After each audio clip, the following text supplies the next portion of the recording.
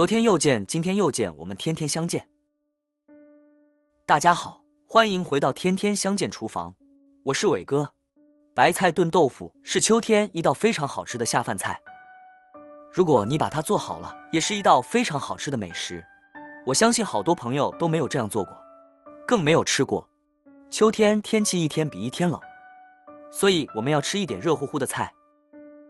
今天我们就给大家分享一道白菜炖豆腐最简单的做法，按照我这个方法做出来非常的美味。我们需要准备的材料有鸡蛋、大蒜、小米椒、小葱、豆腐、瘦肉、油豆腐。首先我们把白菜给它一片一片给它分开，分开以后直接把它放到盆里面，我们用清水把白菜给它清洗一下，因为白菜生长的时候一片一片包起来的，难免里面有灰尘和虫卵，所以我们要把白菜一片一片给它清洗干净。如果不清洗干净的话，里面就会有很多的细菌。像我这样一片一片清洗干净，做出来才非常的美味。秋天到了，天气一天一天比较干燥，所以白菜可以补充人体的水分。到了秋天，白菜也是大量上市的季节。大白菜炖豆腐，好多人都没有这样做过。如果按照我这个方法来一次的话，肯定会爱上它。白菜全部给它清洗干净以后，然后把白菜一片一片给它撕成小块。我个人觉得白菜用手撕的比较好吃，如果用刀切的话比较规律就不好吃了，而且用手撕出来的就比较甜。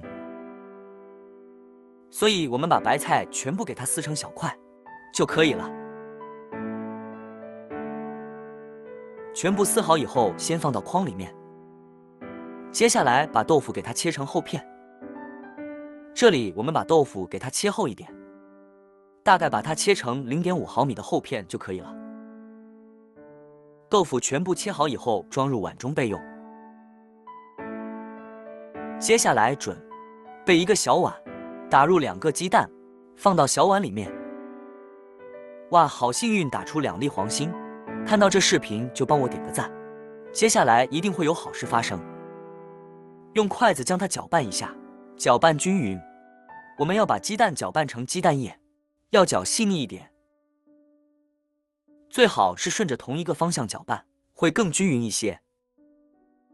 鸡蛋液像我这样全部搅拌均匀以后，把鸡蛋液直接倒进豆腐里面，让豆腐都裹满多鸡蛋液，这样做出来的豆腐就非常的美味了。把豆腐和鸡蛋给它晃动一下，让豆腐裹满的鸡蛋液先放一边。接下来再准备一些大蒜，给它切成蒜片。大蒜我们要多准备一些，蒜香味更加的浓郁。然后把它剁成蒜末，要剁细一点哦。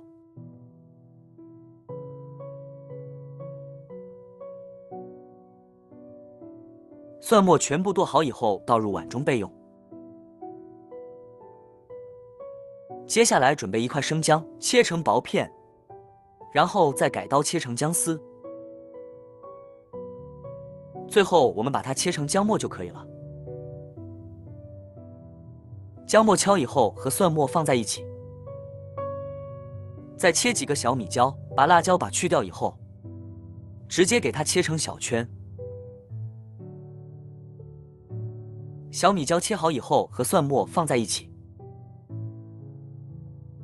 接下来准备一把小葱，把小葱直接切成葱花。葱花切好以后和蒜末放在一起。接下来再准备一些油豆腐，把油豆腐放进来以后，我们准备一把剪刀，我们要把油豆腐对角给它剪开，这个也是方便，油豆腐比较入味。白菜里面加点油豆腐，做出来才特别的好吃。我相信好多朋友都没有这样做过。把油豆腐剪成像这样子，就先放一边。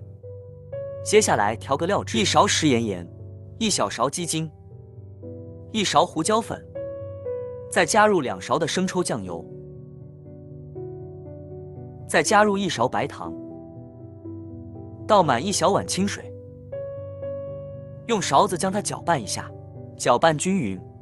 提前调个料汁是为了炒菜节省时间，这样就不会手忙脚乱了。搅拌均匀以后，先放一边。接下来起锅加入少量的食用油，油热之后，把豆腐放入锅中，给它煎制一下。这里我们要一块一块全部给它放整齐。亲爱的朋友们，视频你都看到这里了，如果我的视频对你有帮助的话，就动动您发财的小手，给我点个赞呗。您的每一个点赞或留言都是我前进的动力，感谢大家1年以来对我的支持与鼓励。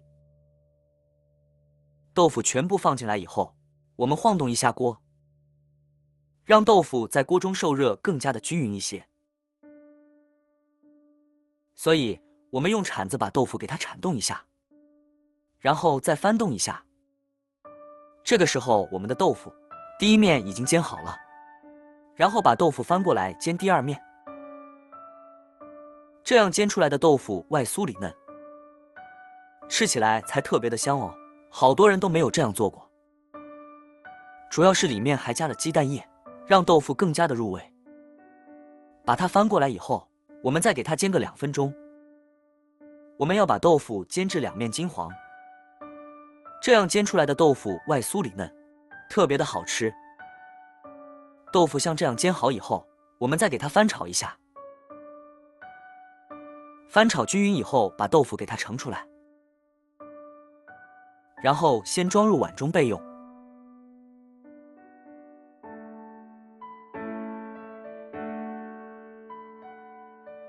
接下来准备一个砂锅，加入适量的食用油，然后把姜、蒜末、小米辣全部放入锅中，给它翻炒一下，把蒜末炒出蒜香味。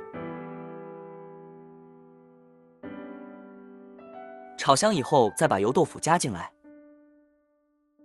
继续把油豆腐也给它翻炒一下，炒出蒜香味来，炒出辣味。全部炒香以后，我们再把白菜加进来，给它整理一下，将它整理平整就可以了。整理好以后，我们把豆腐一块一块的摆放整齐，这样摆出来的豆腐才非常的美味。